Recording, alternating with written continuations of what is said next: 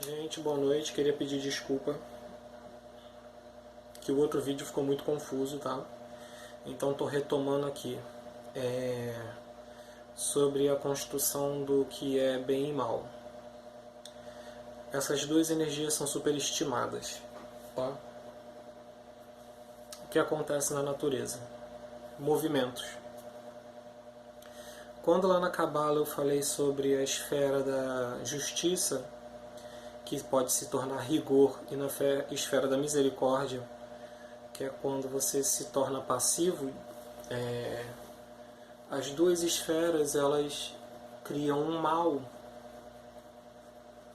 porque se você tem muita passividade, você permite que outras naturezas elas se expandam e tome conta em todos os níveis. É só pensar em qualquer coisa. Um relacionamento abusivo, você aterrar locais e recuar a água, ou você abrir espaço demais, criar uma erosão na terra e a água invadir. Então, quer dizer, são ações, tá? Que podem causar mal. Por quê? Porque você não está respeitando os limites. E também quando você impõe muito limite, tá? Essas duas esferas representam exatamente isso. O entender a natureza das coisas e o que fazer com elas. Vocês estão conseguindo alcançar que bem e mal não existe, só existe movimento, só existe desejo. Por exemplo, eu desejo comer açaí. O meu limite é um copo de 300. Passou disso, meu fósforo vai aumentar e vai descontrolar minha paratireoide, vai inflamar e vai aumentar o hormônio PTH. O hormônio do PTH, ele vai me deixar estrábico e vai deformar meus ossos, vai me fazer encolher e vai me fazer ficar todo deformado e vai dar tumor ósseo. Se eu todo dia comer mais do que 300 ml de açaí. Então são limites que algumas pessoas têm, certos padrões. Por exemplo, a pessoa que tem intolerância à lactose, ela tem um limite. Qual é a lei dela? X de leite, passou disso, o corpo reage. Então a gente tem que entender, isso eu estou falando só de nutrição, a gente pode estar falando de várias coisas. Engenharia, fissura nuclear, por exemplo, os físicos astronômicos, eles propositalmente criam uma fissura nuclear sabendo que sai uma energia e essa energia eles canalizam, eles criam um aparelho, assim, eu acho enorme, eu acho que é maior, ou 3 quarteirões é esse aparelho, e lá eles ficam estudando que tipo e como vai se canalizar essa energia. Então, resumindo, eles conhecem a lei do que está acontecendo ali e eles usam essa energia. Mas se você pegar uma bomba atômica que tem o mesmo processo e explodir no meio de uma cidade, mata milhões de pessoas. E envenena o ar e o solo. Então, quer dizer, é como se usa a ferramenta, é como se usa a natureza. Não existe bem e mal. Existe o conhecimento das leis, tá?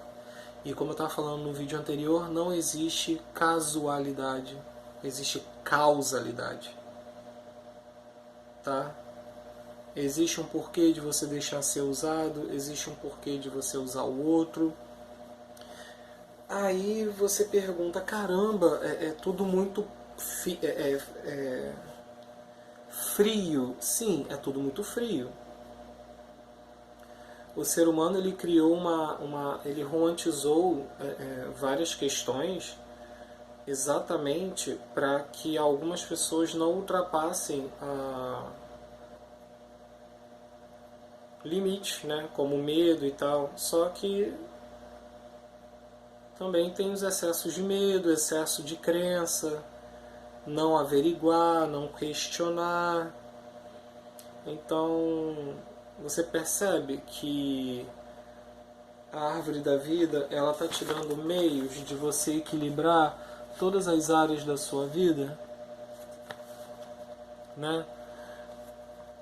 Então, quando você estuda a Cabala, você vê muito mais do que só o planetinha, mistérios, magia, astrologia. Não, você estuda todo tipo de coisa, porque ela é a árvore que permeia tudo. Esse diagrama aqui, ele mostra mais ou menos a organização de como ocorre o processo. Keter, Horma, Binah, Shezed, Gevurah, Tiferet, Hod, Netzah, Tiferet, Netzah, Hod e Esod Malkut. Tá? E todos eles pertencem a um plano de existência. Atzilut, emanação, Briah, criação, Yetzirah, formatação, Asiá, manifestação. Só que agora eu vou me concentrar nessa belezinha aqui, Da'at. Da'at, ela fala sobre o conhecimento dos mistérios que todo mago corre atrás.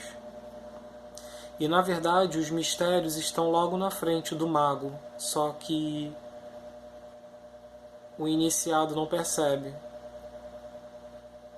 As leis estão na nossa frente, o nosso corpo. Da Vinci, quando ele faz o homem vitruviano, ele dá as medidas exatas de cada pedaço do corpo.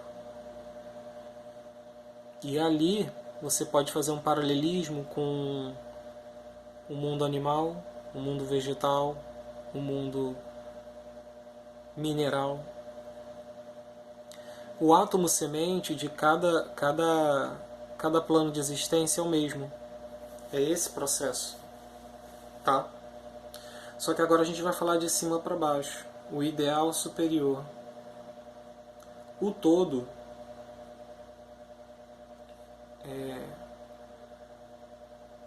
o tudo, o ilimitável, o inefável, a gente chama de Ein Sof, Or. Né? O Ein Sof é este ser não binário, ilimitado, que contém tudo. Até então a gente vai chamar ele de germe do mistério. Ele não havia se entendido como ser existente que continha tudo.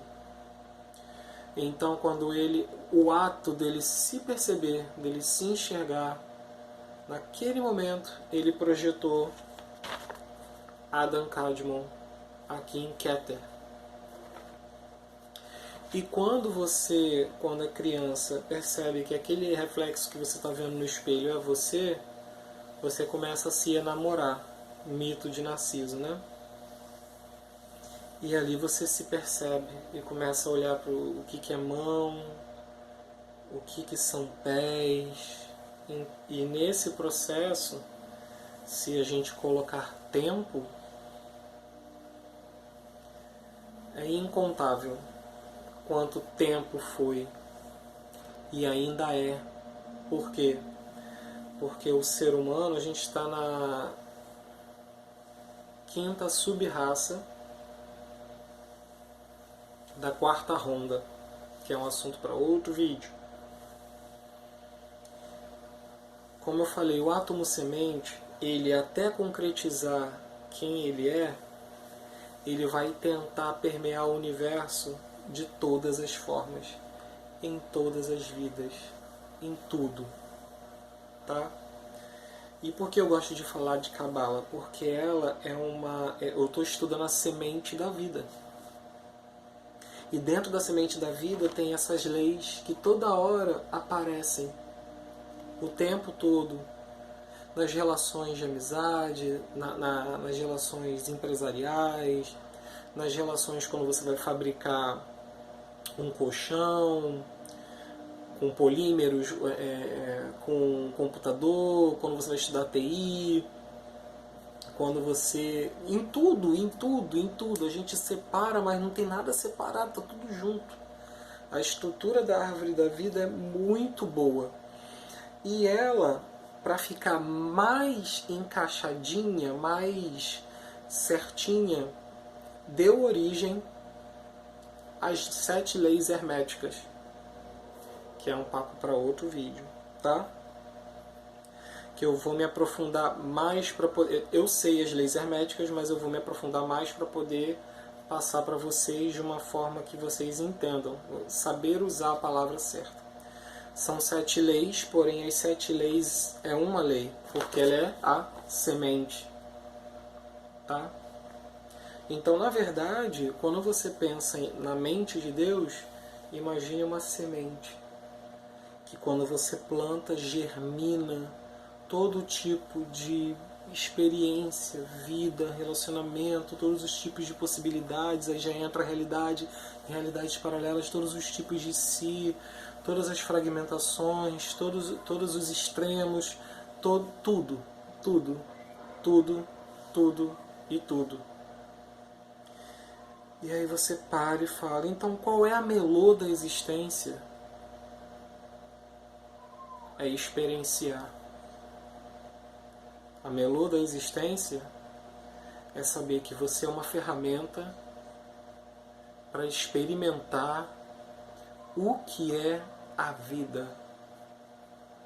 Expandir,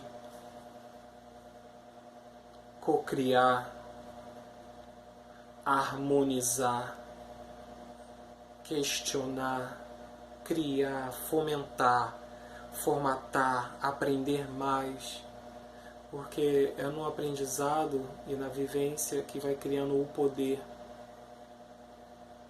Aí as pessoas falam, então a ciência é mais palpável. A ciência, ela é uma ferramenta que a gente consegue manifestar tudo que estava subjetivo. Então a gente volta para o mito do voo, né? Ícaro é um mito, é uma filosofia. Da Vinci é a arte.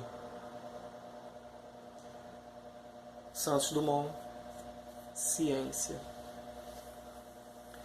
Aí entra também, são 4 fundamentos da vida, de uma vida social, humana. Aí eu já tiro o mundo animal, vegetal e mineral. Arte, ciência, filosofia e religião. Aí você, mas no conto do Ícaro, aonde entra a religião? A crença que tudo o que o Ícaro fez em ter feito a asa e voar, o mito de Ícaro nos fez crer que isso era possível.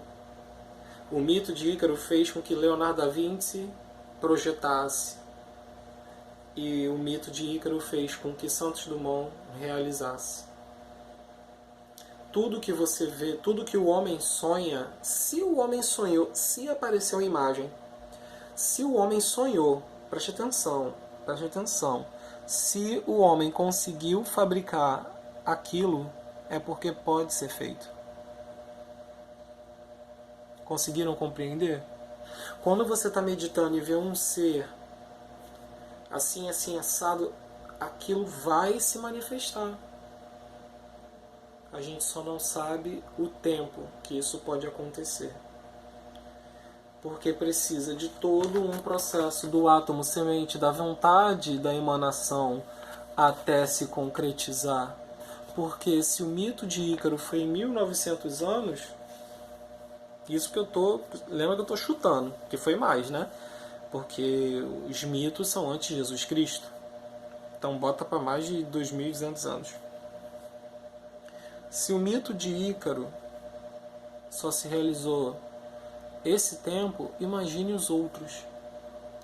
Porque tudo que impede esse mito, tudo que impediu esse mito, talvez fosse a descrença, né? O processo de sai os mitos, entra o cristianismo é contra a filosofia, todos os padres que foram cientistas foram ou excomungados ou queimados, Idade das Trevas, todo esse processo. Depois vem o renascentismo, todo esse processo,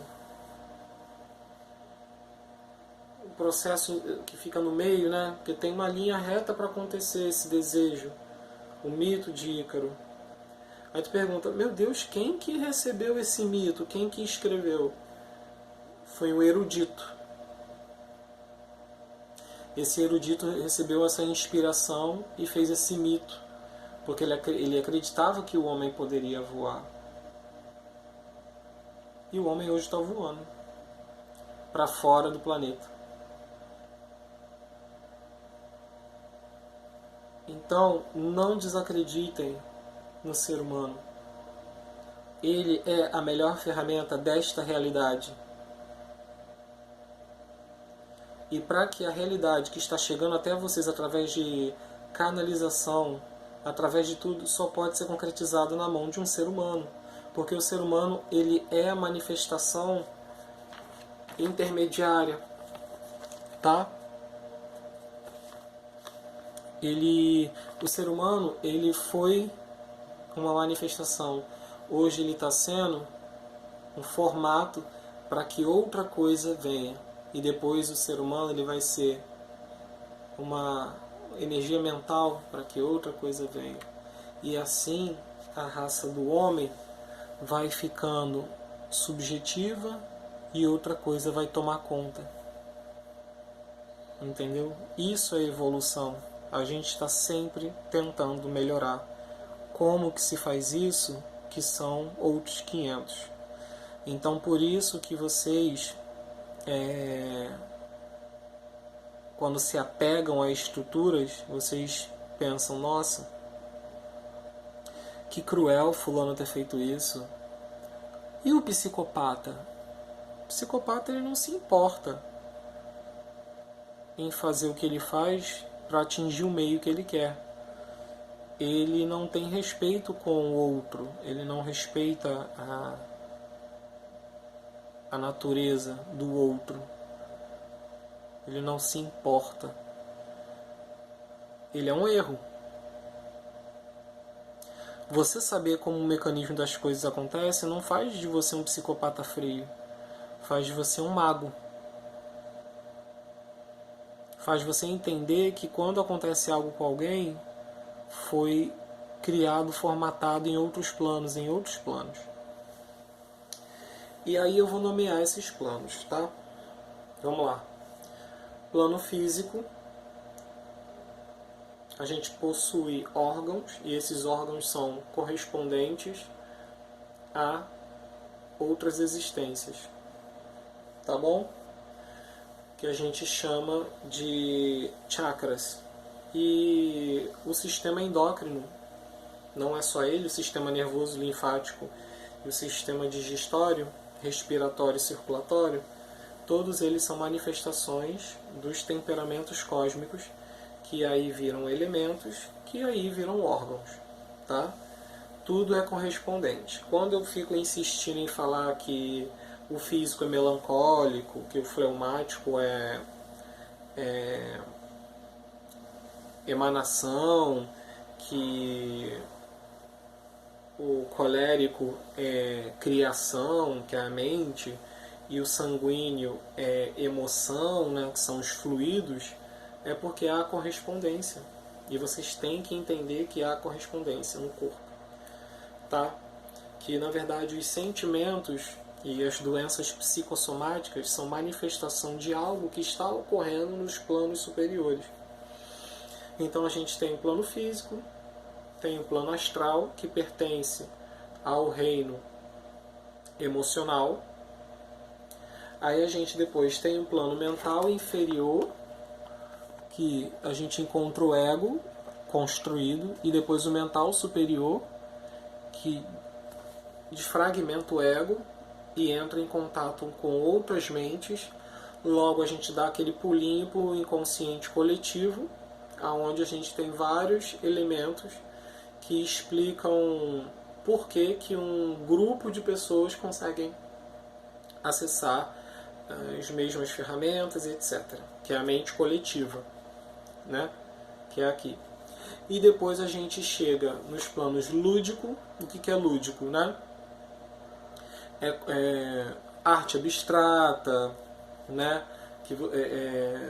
Músicas eletrônicas, só tem ritmos e tal, que vai deixando você em um ambiente supra. Então tudo que não dá muito, a gente manifesta, mas não dá muito para entendimento físico, né? Já está pertencendo ao plano lúdico. E aí vem o plano búdico, que é o que abstrai todos esses. Aí você se volta apenas para viver o que está acima. E depois vem o plano crístico, que é quando você traduz tudo isso, toda a emanação para o mental. Então você percebe, ó, caminho da árvore, meio, ponta, ponta, meio, ponta, ponta, ponta, ponta, meio.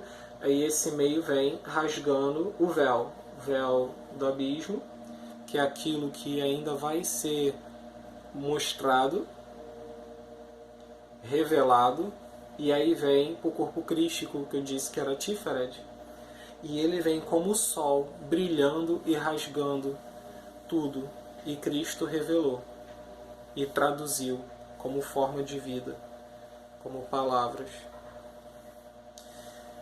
E o Avatar da Era de Aquário, eu ouso dizer que não é uma pessoa, mas um grupo de pessoas. Porque o Avatar da Era de Aquário é um pensamento. É uma utopia, ideologia que está se manifestando, que é o saber. Saber das leis, saber da inspiração de vida, saber que aqui é um tempo, mas que lá são outros tempos, saber como traduzir as energias, saber como sentir adequadamente, é o saber. É a nossa libertação dessa prisão, dessa ilusão que criaram na sociedade, de que você tem que romantizar bem e mal, que você tem que culpabilizar o outro e não assumir suas culpas, porque a gente vê aqui que tudo é causal. Tudo é causa e efeito. Não tem como, gente. A natureza é matemática. Não existe coincidência. Se aconteceu aquilo e você não estava prestando atenção na lei que estava regendo aquilo é culpa sua. Você estava distraído. Não foi coincidência. Coincidência é uma palavra que a gente usa, mas sinceramente ela não existe. Ela não tem lógica. Tudo é causa e efeito. E a árvore da vida mostra exatamente isso. Exatamente isso.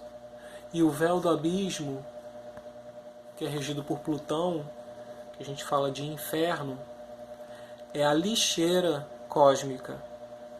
É onde a gente não quer adentrar por medo e é onde a gente coloca tudo que a gente não quer assumir. E que uma hora vai aparecer. Porque o ideal, lembra, o ideal da semente é brotar. E ela vai brotar. E ela tem todo um esquema para brotar. Independente se você quer ou não. E outra, se você não serve ao propósito, o teu próprio corpo te sabota. Se uma pessoa que chega só consome das outras sentimentos, transforma a outra em pinico, só suga, a pessoa é carente, vitimista, só suga.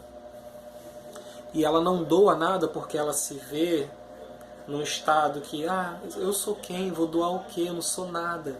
E só suga.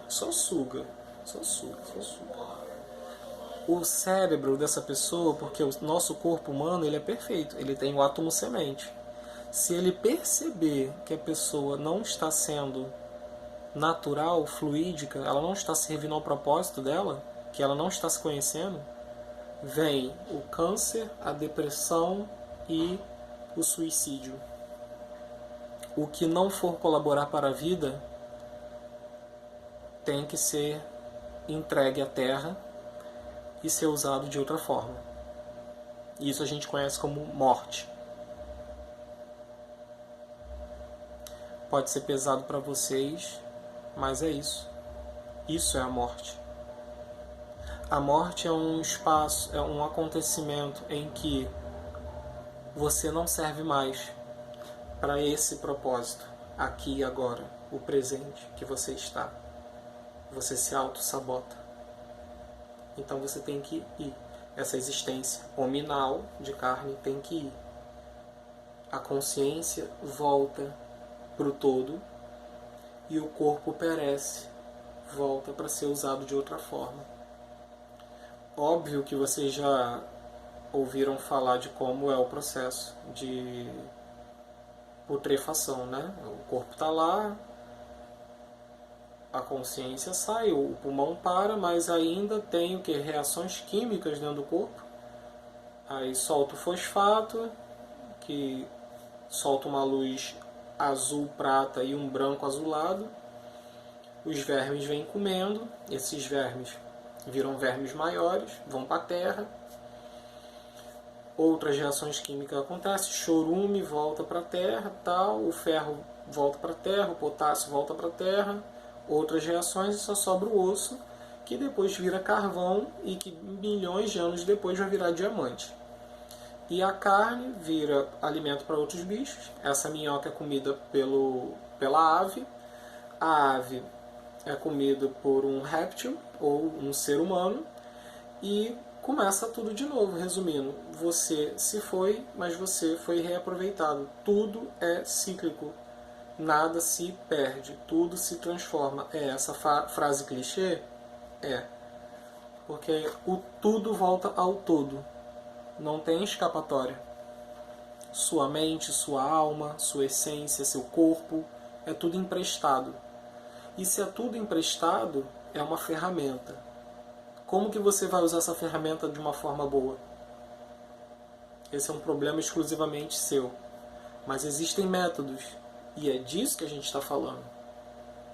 Eu quero desfragmentar aqui, desconstruir, descristalizar todo tipo de religião e todo tipo de romantização de bem e mal, de homem e mulher. Não estamos mais nessa hora. Você é um corpo biológico projetado por uma consciência superior e você tem uma função e você tem que fluir nesta função. Você tem o livre escolha, mas você já sabe quais são os resultados da sua livre escolha. E você tem tantas livres escolhas que criam realidades paralelas. E como você enxerga a realidade também vai influir em como você vai manifestar a sua engrenagem, a sua essência. Eu só estou começando a explicar através do micro ao on, do nano ao on, o átomo semente. Na verdade, eu estou explicando o diagrama e a lei que influi sobre tudo, todos os processos. E essa resenha que eu gostaria de falar para vocês. Que tudo que foi dito, né? Eu não quis ser técnico, eu não quis falar bonito, porque eu estou falando pra gente como eu. Gente de verdade, que trabalha, que tem seus problemas, mas que podem começar a ver a vida não de uma forma separada do todo, na verdade de uma forma sincrônica, intrínseca, trançada. Compreendem? E é isso, eu acho que nesse vídeo eu consegui desfragmentar o que é bem e mal. Não existe bem e mal, só existem ações. É como você age que cria um desconforto para o próximo. Que interesse? Você estava interessado em saber o que o outro pensava sobre?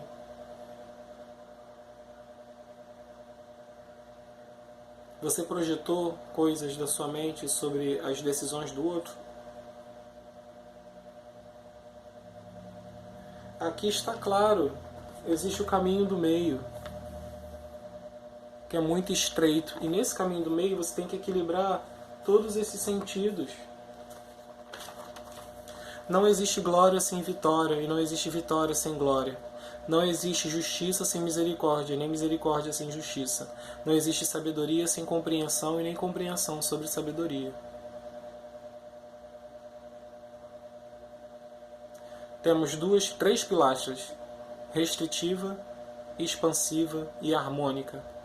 Qual delas você vai manifestar? Você vai aceitar ser expansivo demais? Então a vida vai te dar muitas dificuldades, muitas restrições. Você vai ser restritivo demais? Então a vida vai te dar muitos movimentos para te mover. E quando você decidir ser harmônico demais, a vida vai brincar com você de pinball, para lá e para cá.